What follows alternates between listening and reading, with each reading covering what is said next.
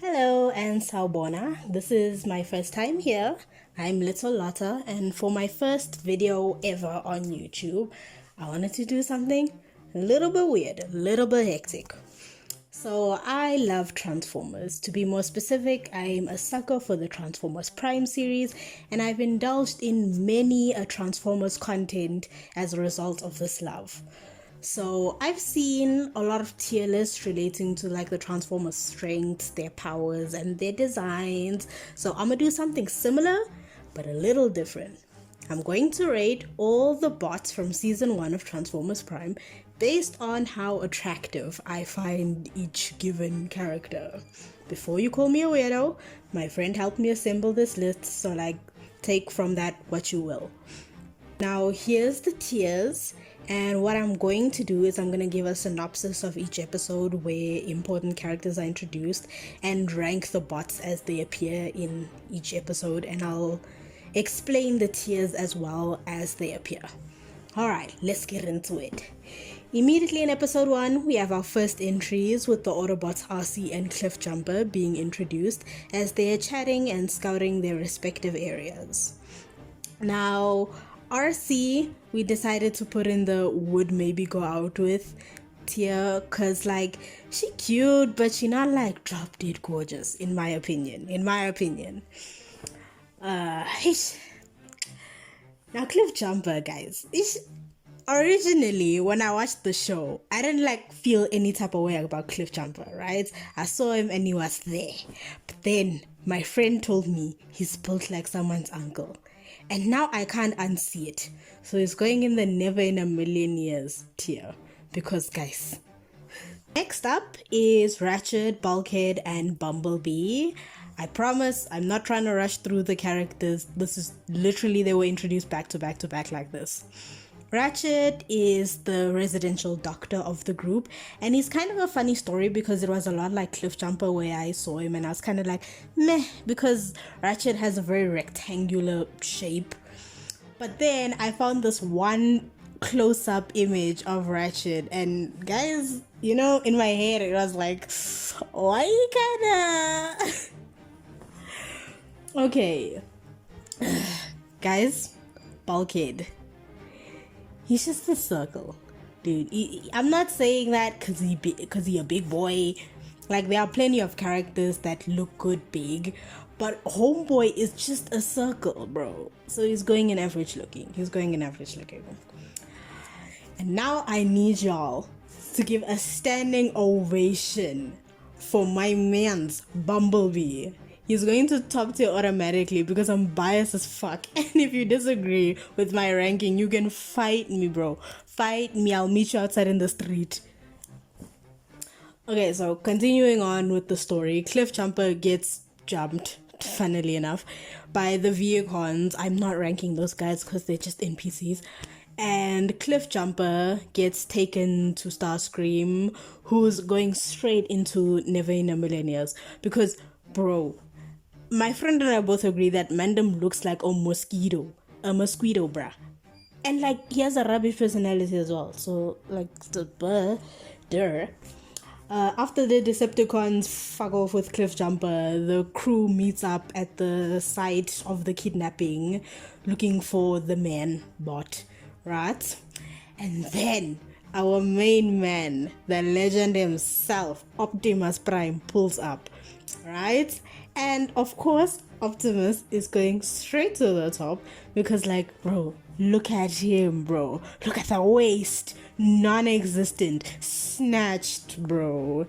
And you know, funnily enough, a lot of like the Autobots, or like just a lot of them in J have this build where it's like gigantic upper body and these itty bitty waists, bro. You know, they use corsets for them bitches, bro. Okay, so continuing on from there, the Autobots pull up. They realize that their Wimpy is gone in the wind, right? Starscream took him, and Starscream is up in the Decepticon warship busy chatting with Soundwave, right? Soundwave is our next character. And you see, guys, unlike Abo Starscream, right? Soundwave makes his skinniness look good. He is Oh, I love Soundwave's look so much. Like, just look at him, pure swagger, bruh. The purple with the purple highlights with the black, bro. Guys, don't play with my mans. He's going right to the top. Cliffjumper gets killed by Starscream off screen. Jesus. And so, like, rip uncle, but we'll miss him. We meet Jack, Raphael, and Miko later on, but for what we're doing today, they're not important. Also, Megatron appears at the end of the episode, and all I can say about him is I love the physique, but I'm not a fan of his face, so kind of cute, I guess. Episode 2, Megatron was fanging on with Dark Energon. Agent William Fowler is here. Cliffjumper is a zombie, and the crew gets active. Skipping along swiftly to episode 6, a bunch more stuff happens. Megatron explodes, so Starscream tries to recruit this guy Skyquake, who's literally been living inside of a rock mountain like the entire time, so he doesn't know what's going on. And Skyquake basically, since like Megatron is no longer here, tells Starscream to frog off, and Starscream takes that personally and gets him killed, right?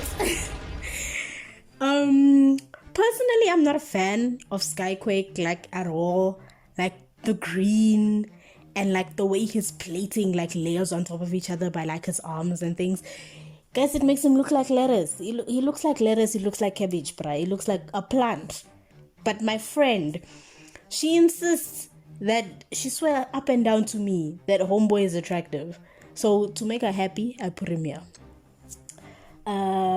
Continuing on to episode 8, it has us meet 2 new bots, one being Makeshift and the other being Wheeljack. Now, Wheeljack is an old friend of Bulkhead's and part of the Wreckers, and Makeshift shifts himself into, like, to impersonate other bots, right? Insert Among Us joke here.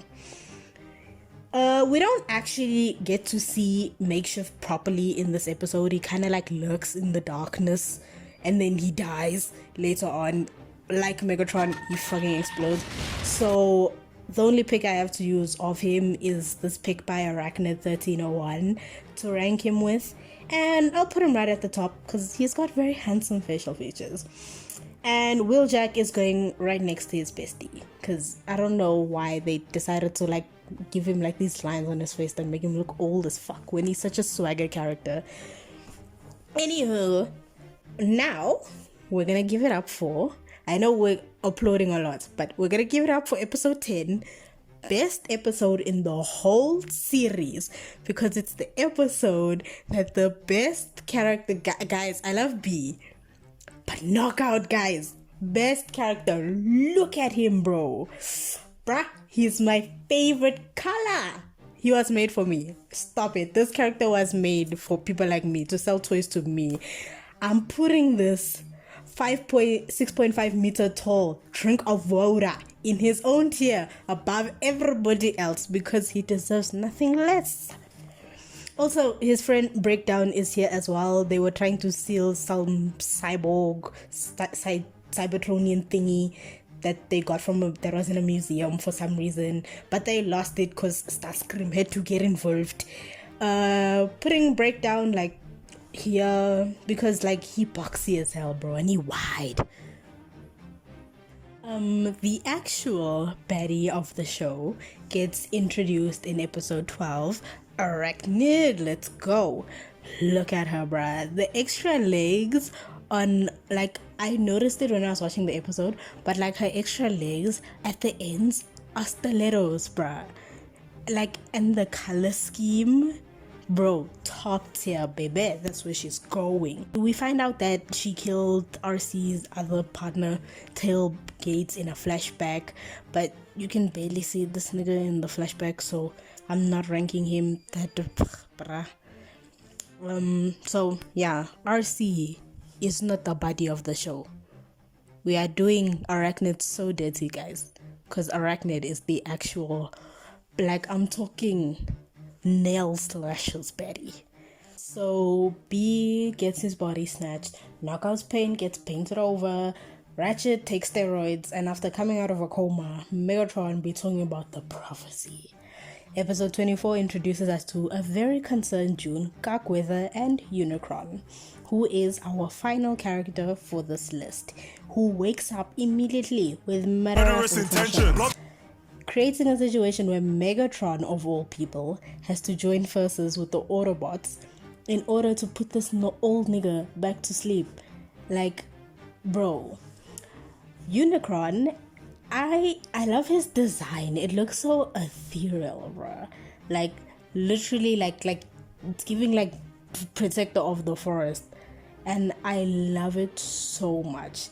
I love the design, but he looks like he's a Madala. He doesn't look like one. He is a Madala.